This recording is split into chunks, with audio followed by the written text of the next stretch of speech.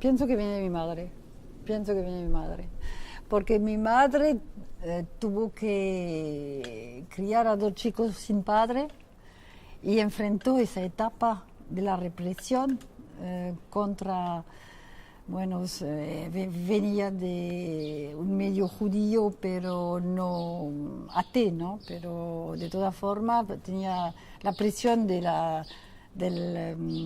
antisemitismo en esos años, entonces pienso que ha pasado muy difícil ella, ha tenido que pasar muy difícil con el riesgo permanente de ser deportada, ¿no? Es suficiente que un vecino te denuncia a la policía y te vas al campo de concentración. Y entonces tuvo que pelear, desarrollar una creatividad, ¿sí? una lucha para salvar a sus hijos. Pienso que, y entonces ella dentro del proceso de la resistencia participó, y entonces nosotros sabíamos, por ejemplo, nosotros nos habían colocado en una pensión de chicos durante, al fin, en 43, 44, y entonces se decía que ahí estaba más seguro, entonces nos habían puesto en esa pensión. Bueno, y ella venía a vernos cada 2 o 3 meses para visitarnos, mi hermano y yo. Entonces venía a vernos, pero había toque de queda a las 7 de la noche, ¿no? En verano, todavía había la luz, ¿no? Bueno, entonces ella venía y se quedaba con nosotros, porque nosotros no queríamos que se vaya, entonces estábamos, quédate más, y tenía que irse, pero no se iba, entonces terminaba por irse cuando ya era prohibido caminar, ¿no? Entonces arriesgaba la vida, la verdad. Ya pasaba bajo el hilo eléctrico, y no sé cómo se la arreglaba, caminaba 5 kilómetros para ir donde tenía que vivir, en el bosque y toda esa cosa.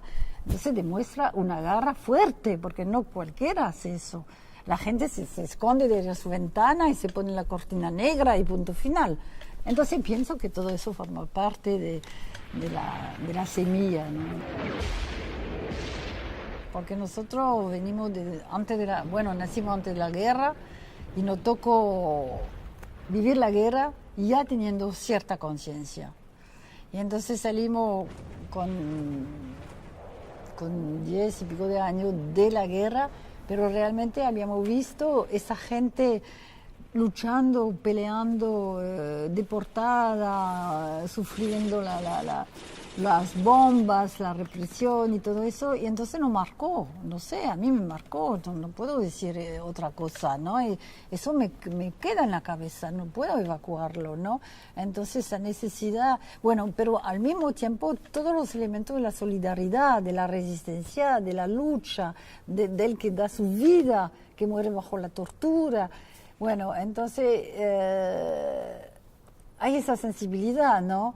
Después de la guerra había una ola un anhelo de cambiar la vida, de cambiar la sociedad, de hacer una cosa mejor, más justa, nunca más fascismo, nunca más campo de concentración, nunca más bombas, muertos y todo lo que quiere, y la vida para la gente, más justicia social. Y nos educamos mucho, y también en la familia y en lo que nos rodeaban, siempre era una visión de que había que construir una sociedad. No estábamos buscando la salida personal tampoco. Entonces había una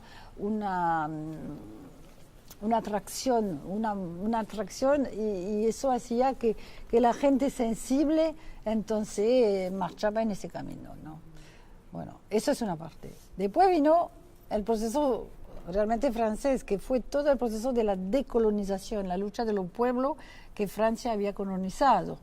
Por ejemplo, yo cuando estaba en la facultad y en los estudios, hubo la represión contra los estudiantes argelinos, que por primera vez la policía francesa entró en las universidades, que eso solamente los nazis habían hecho, ¿no? Y entonces los estudiantes de África del Norte y argelinos en particular tuvieron que esconderse, y nosotros nos escondamos bajo la cama, ¿no?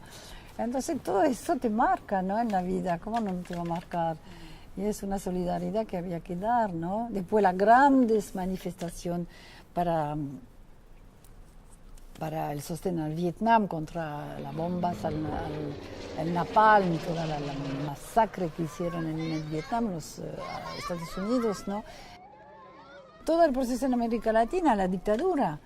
Pinochet, acá en Uruguay, en México, tuvimos amigos universitarios también presos en México, el 68 en México, después aquí la lucha de Raúl Sendic, y todo eso había una repercusión grande en Europa. El movimiento universitario y los sindicatos, los partidos políticos de izquierda, y porque había los intelectuales, porque toda esa gente, todos esos medios venían de la guerra y había esa sensibilización sociopolítica que hoy en día casi no existe más porque es otra generación de McDonald's y de la mayonesa y de no sé qué más, pero la preocupación era completamente diferente, ¿no? Desde los 20 y pico de años estaba en relación con gente de América Latina, a raíz de toda la lucha que había en ese continente. Y además a mí me gustaba el español, así que aprendí mucho español y entonces practicar con los latinoamericanos fue lindo, ¿no? Bueno, y después lo que ocurrió es que me casé con Alberto Sendic y tuvimos 50 años de vida juntos. Y él era hermano de Raúl Sendic.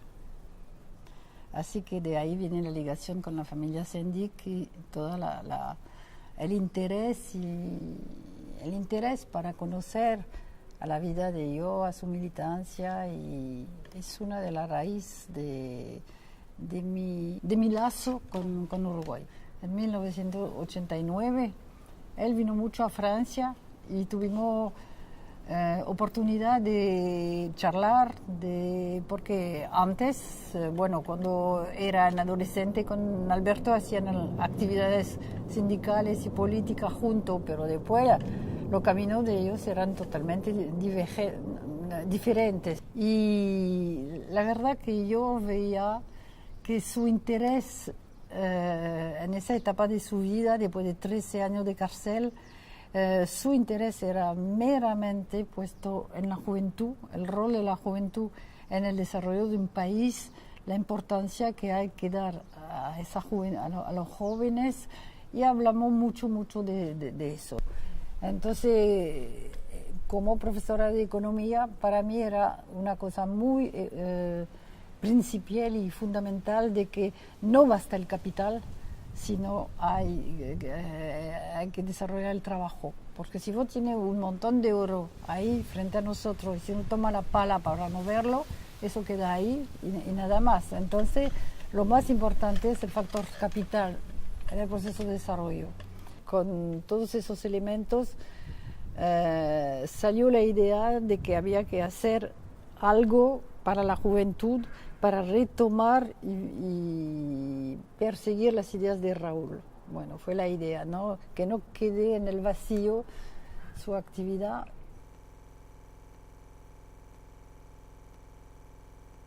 Chamanga es la referencia a los Sendic, es un río que pasa en el departamento de Flores, cerca de Trinidad, donde nació y fueron a la escuela todos los hermanos Sendic cuando eran chicos. Entonces, en referencia a ese pasado, le pusimos Chamanga, ¿no? Y Chamanga viene de la toma de conciencia, o de la reflexión más bien, porque no sé si es una toma de conciencia, pero de la reflexión que el camino que habíamos tomado de las grandes luchas ideológicas, de las luchas a través de un partido, de todo eso, bueno, era más o menos un fracaso. Entonces yo, la verdad, personalmente me cansé de eso, porque yo veía que era sacar el agua del océano con una cucharita. Entonces, toda una vida, ¿para qué? Entonces yo agarré del otro lado. Yo dije, no, hay que construir algo en nivel micro, no más macro, sino micro, una cosa limitada, que no tenga la pretensión de cambiar el mundo, que cambie alguna persona, o que la construya, más bien dicho, no cambiarla, porque tampoco la persona se cambia fácilmente, pero sí se puede construir, se puede realmente incentivar y darle una conciencia, una comprensión de cómo se puede construir un camino de vida que sea positivo para ellos y para los demás en su lugarcito, no en el cielo ni en toda la tierra. Hay que aportar, no podemos solamente chupar de la sociedad, hay que aportarle a través de la formación de uno. Cada uno tiene que meter su piedra, aportar su piedra a la construcción. Y obviamente teniendo una mirada sobre los demás, porque una sociedad es hecha de individuos que se aganchan uno con el otro. Entonces uno solo no somos Robinson Crusoe, ¿no? Sobre una isla. Entonces más tejemos lazos con el contorno social, humano, más somos eficientes.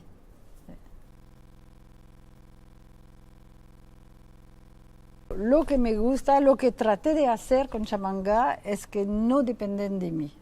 Que Chamanga, la fundación tiene que vivir con la fuerza del Uruguay. Se puede poner plata, pero otra vez la plata no es suficiente. Si no hay alguien agarra la pala, entonces no va a funcionar. Entonces la idea al origen era que la Fundación Chamanga puede funcionar con el corazón y la voluntad y la decisión y la responsabilidad de la gente de Uruguay. Si no quieren, no quieren y no se hace. Eso no lo podemos reemplazar. Tú no puedes reemplazar el estudio que tu hijo tiene que hacerlo él. Le puedes dar la condición, darle bien de comer, todo lo que quiere, pero si él no hace el esfuerzo del estudio, de la formación, de cualquier cosa, pasa por ahí.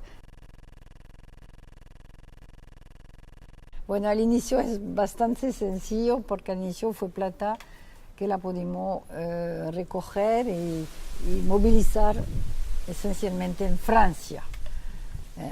Bueno, una parte a partir de mi propia intervención y otros amigos que nos apoyaban. Bueno, eso duró más o menos 14 años sin problema.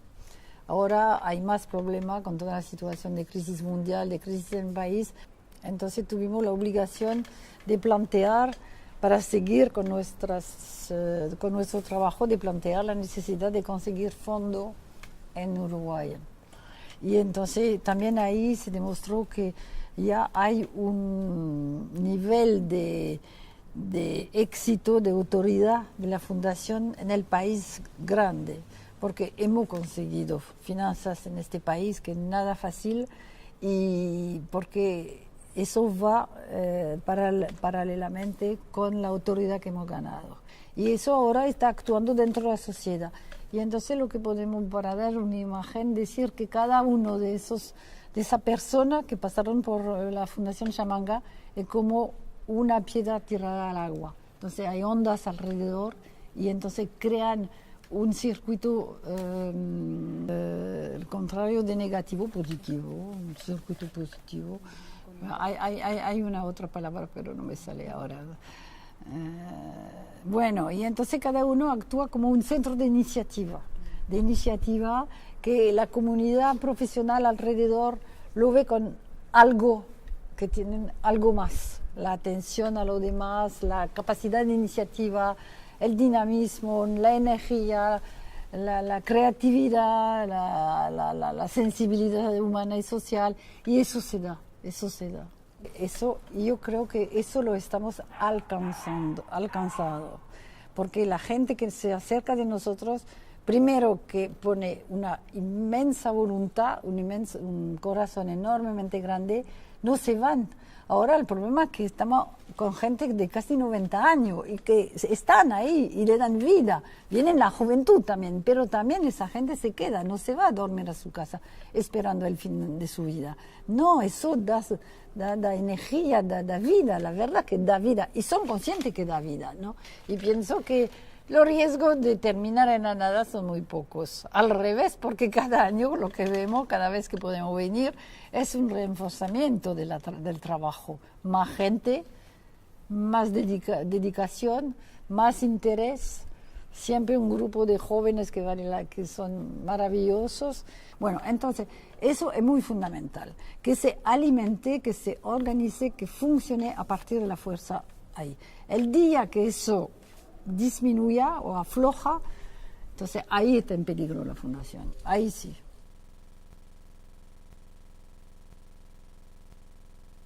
Me parece que es fundamental, porque el porvenir de una sociedad es realmente se apoya, la juventud es el porvenir de mañana, como se dice, ¿quién lo va a negar?